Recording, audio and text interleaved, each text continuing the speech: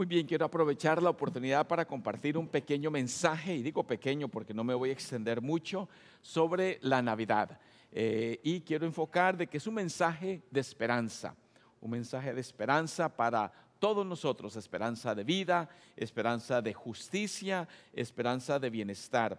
Y aunque todos estamos acostumbrados a celebrar la Navidad, no siempre sabemos qué significa Navidad. La palabra Navidad significa nacimiento, de ahí viene la palabra. Y recordamos el nacimiento, obviamente, de Jesucristo. Entonces, para aclarar ese punto, tanto la palabra Navidad como natividad significan lo mismo, quiere decir nacimiento, y quiero enfocar que es un mensaje de esperanza. Es cierto que en nuestras culturas latinoamericanas la Navidad tiene un tinte muy latino, es decir, ya hablábamos al principio de las comidas, las costumbres, el intercambio de regalos, las parrandas, la fiesta, todo eso es parte de la Navidad, pero no siempre entendemos con claridad qué significa la Navidad, porque está envuelta en ese ambiente cultural de Santa Claus, por ejemplo, ¿no es cierto? Que Santa Claus es un personaje ficticio.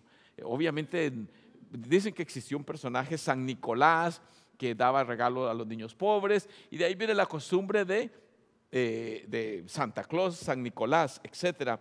Y todo el mundo le quiere pedir algo a Santa Claus, ¿no es cierto? Como ese individuo que dice: querido Santa, este año quiero un cuerpo delgado y una billetera gorda en ese orden. Trata de no confundirte como el año pasado. Difícil, ¿verdad? Le dio un cuerpo gordo y una billetera delgadita, ¿verdad? Que uno necesitaba lo invertido. Ahora, la Navidad también está cubierta de brindis y todo eso. Por eso este individuo dice: mi villancico favorito es ese que dice: beben y vuelven a beber. Que a Janet le encanta, ¿no es cierto? Perdón. Ese otro individuo dice: ¿qué es la Navidad? Es la época del año en la que durante 10 días recuperas todo el peso que perdiste en un año. ¿Cuántos van a pasar? Come y bebe. Bueno, eso es parte de la Navidad. Y ese último dice: en un bar un borrachito grita: ¡Feliz Navidad, feliz Navidad! Y el cantinero le dice: oiga, señor, la Navidad ya pasó, estamos en enero. Ay, no, mi mujer me va a matar, dice. Terrible confusión, terrible confusión. Bueno, un mensaje de esperanza, pero parte de lo que a mí me gusta es poner en su contexto histórico los pasajes de la Biblia que tocamos. Y hoy quiero enfocarme que siempre ha sido un mundo confuso en el que vivimos. El mundo es un mundo turbulento, hay guerras, epidemias, desastres naturales, pobreza y muchas limitaciones que hay en el mundo que hacen que sea en un sentido muy confuso. Y en la época que nació Jesús no era algo diferente, era un mundo bien complicado. El que gobernaba era el emperador romano César Augusto, que fue el primer emperador romano.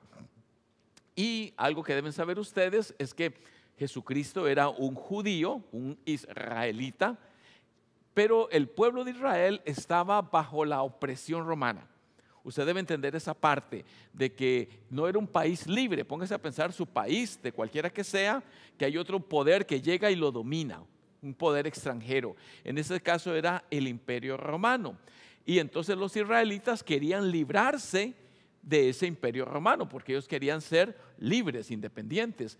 Y creo que esa es la historia de los países latinos, donde antes, aunque estaba Venezuela, Puerto Rico, Colombia, Costa Rica y todos los países que conoce usted, eran gobernados por España, ¿cierto o no? Y hasta cierto momento llegó la independencia.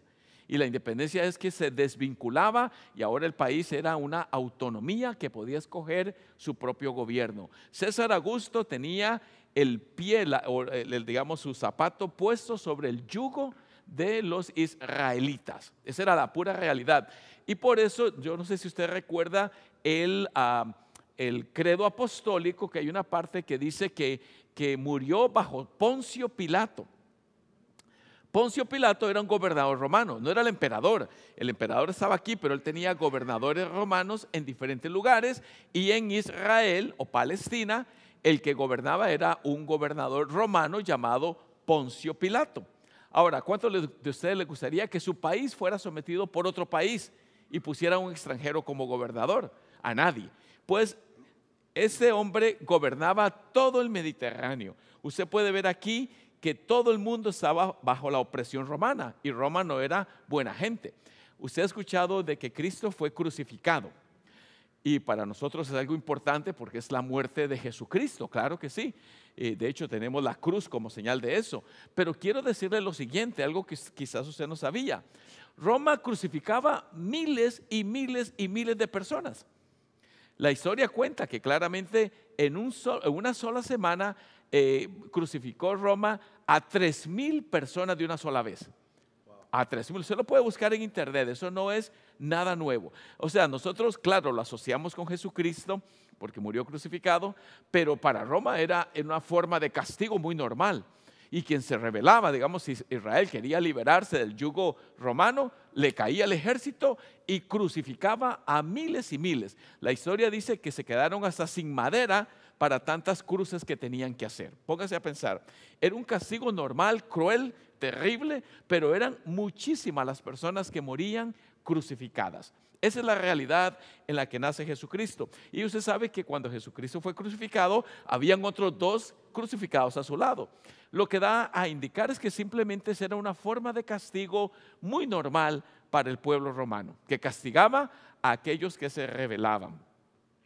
Y entonces dice acá que por esos días Augusto César, el emperador, así dice, note que el texto bíblico menciona a este individuo, por esos días Augusto César promulgó un edicto en el que ordenaba levantar un censo de todo el mundo.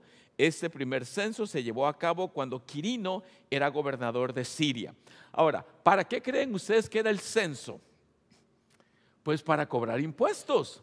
El censo era para ver cuánto me debía usted. Ellos calculaban, bueno, en esa población hay 5,000, de 5,000 esperamos recibir tantos miles de dólares, vamos a ponerlo así. En ese tiempo no habían dólares, por supuesto, pero el censo tiene el propósito de levantar lo que a nadie le gusta, los taxes, ¿no? Los taxes. Y aquí dice que hubo un censo con ese propósito. Y hay un pasaje donde a Jesucristo le pregunta, yo no sé si usted lo ha leído, le preguntan, ¿es lícito pagar impuestos al César? ¿No conoce ese pasaje? Hay una parte de la Biblia que así dice, es lícito, es decir, debemos nosotros, estamos obligados a pagar impuestos al César.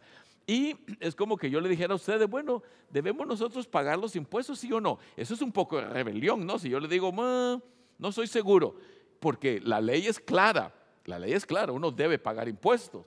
Y entonces quieren agarrar a Jesucristo a ver si dice que no o dice que sí. Pues ahí está. Y entonces dice acá que por lo que todos debían ir a su propio pueblo para inscribirse en el censo. Lo que vemos aquí es que la historia de la Navidad, del nacimiento de Jesucristo, habla de personas reales, lugares reales, de hechos históricos que acontecieron en aquel entonces. Ahora, parte de lo que es la Navidad, que lo vamos a leer ahorita dentro de un momentito, es el gozo, porque dice, alégrense, en lo que estábamos leyendo, ahí dice eso, gócense, porque viene el nacimiento de un Mesías, de un Salvador, etc. Entonces parte de la esperanza es alegrarse en el Señor siempre. Insisto, dice Pablo, deben alegrarse, deben tener ese gozo. Y entonces en ese contexto histórico de Augusto César, de un censo político para cobrar impuestos, es que va a nacer Jesucristo, porque eso es exactamente lo que sucede. Y mientras ellos se encontraban allí, se cumplió el tiempo de que ella diera a luz y allí tuvo a su hijo primogénito. Allí donde están en Belén, eso es lo que dice la historia bíblica, están en Belén y porque habían descendido a Belén para lo del censo y justamente ahí le agarraron los dolores de parto y da a luz María. Y dice la historia bíblica que nace en un pesebre. Nace un pesebre. Usted ha visto que nosotros, bueno, aquí al entrar hay un pesebre, no sé cómo le dice, un nacimiento, un portal, tiene diferentes nombres, pero pocos de nosotros entendemos por qué hay animalitos y paja y esto y lo otro. Bueno, entonces les pongo aquí, ¿qué es un pesebre? es una especie de cajón donde comen las bestias. Por eso hay tantos animalitos en el pesebre, porque es el cajón donde los animales le ponían la paja o el agua y se acercaban a comer. Y como no encontraron un lugar donde reposar, dice la historia de la natividad, de que entonces lo tuvieron que poner en un pesebre. Ahora, ¿cómo se imagina que olía el pesebre si era un lugar de animales? Es un lugar maloliente, es un lugar inapropiado, no es exactamente lo que uno espera. Entonces yo quiero compartir con ustedes de que Jesucristo nace en un ambiente humilde y entonces nos trae la paz. Un pasaje bíblico que se oye mucho en los cantos hoy, en esa época de Navidad, es gloria a Dios en las alturas y a los hombres paz. ¿No es cierto? Paz. Es un mensaje de paz. La palabra paz se escribe eirene. El domingo les estuve enseñando una palabra bíblica, alelon en griego. Hoy les enseño la palabra paz que se dice eirene. El nombre Irene, ¿has escuchado el nombre Irene de alguna persona? Ese nombre significa paz, viene del griego. Y entonces es paz a los hombres de buena voluntad. Otro detalle es que Dios se preocupa por los humildes y que somos parte de esa historia, que somos convocados a servir con humildad, porque la humildad precede a la grandeza. Es un mensaje de esperanza y yo creo que hoy podemos compartir con nuestros amigos, familiares, este gozo en la esperanza de la fe, de que es posible seguir adelante, porque tenemos una esperanza que es como un ancla que nos mantiene firme en medio de todas las adversidades. Que la paz de Dios, que sobrepasa todo entendimiento, guarde sus corazones y mentes en Cristo Jesús, Señor nuestro. Amén.